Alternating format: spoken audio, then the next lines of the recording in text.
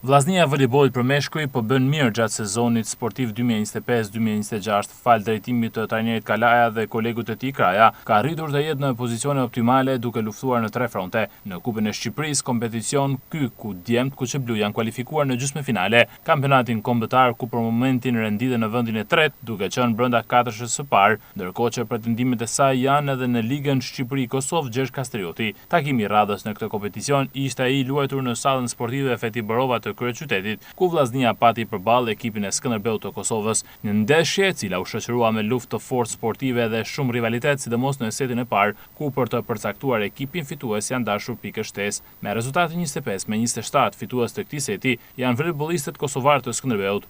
Rivaliteti ka vijuar edhe në setin e dytë, por këtë radhë janë Kuçeblu të vllaznisë që shkëputën në fund të setit duke fituar atë me shifrat 25-22. Barazimi 1-1 me set të rihap takimin i cili vijon të jetë me të njëjtë ritëm edhe në setin e tretë, përfundimi i të cilit është me vetëm 2 pikë 25-23 në favor të vllaznisë, e cila merr kryesimin e seteve 2-1.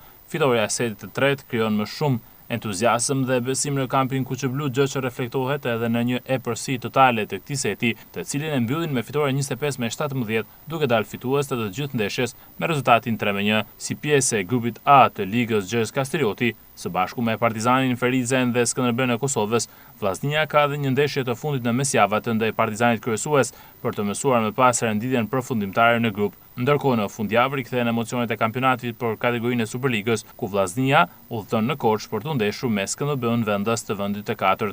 Ndeshje kjo që do të luhet me datën 31 janar në Pallatin e Sportit të Skënderbeut.